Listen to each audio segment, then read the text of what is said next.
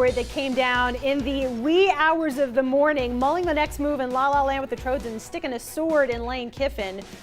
That all going down as Trojans Insta-lore may have it, guys, that it happened in a private terminal parking lot at LAX after the Trojans got thwacked by Arizona State in their 7th loss in the last 11 games. Our SC insider, John Jackson, on the team plane. Short plane ride there, John. Hayden, Kiffin, both on there. What was it like from your recollection?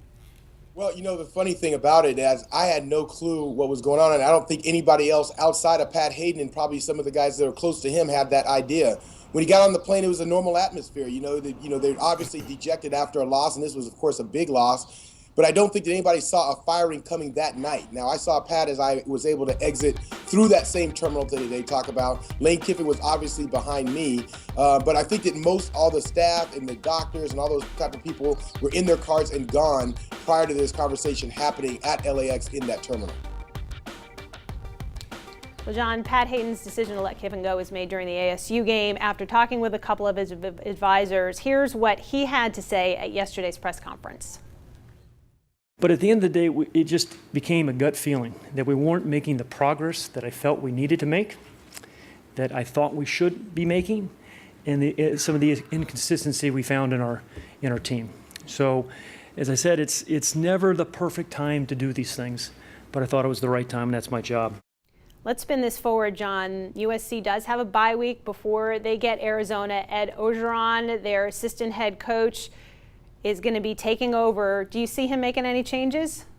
Well, I think that Coach Orgeron is going to bring a lot more energy. For those of you that know Coach O, he is on high octane 24 hours a day. It's almost like he's just drinking drinking those energy drinks all day. So he's more of a high octane guy. So some of the critique that Lane got in terms of being, not being enthusiastic enough, that's not going to be the problem. He's going to open practice to the media. He's going to try to return USC back to what it was going back to the Pete Carroll days where there's a lot of energy, a lot of excitement. He's just going to get these guys to play fast. And I think that that'll help, especially on the offensive side, because he's not going to mince words. There's going to be a lot of four-letter words flying around campus.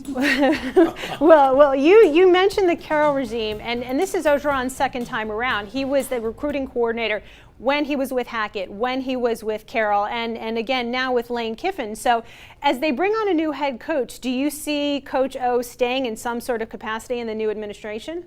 I think that would be there's no way this program could go on, quite honestly, in my opinion, without Coach Orgeron.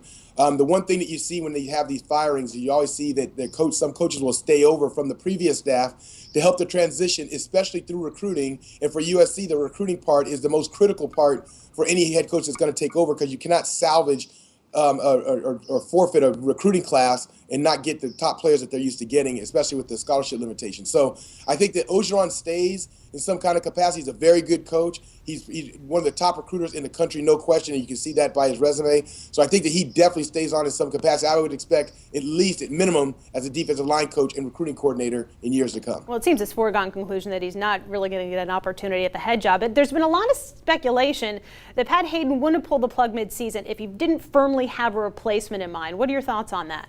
Well, Pat Hayden is a very smart guy, as everybody knows, and I think that he does have a list. He will not share it with anybody. I can only give you what I think that what I think would be the top candidates. I personally am a Jack Del Rio fan just because he came from USC, obviously in the NFL as the defensive coordinator for the Broncos.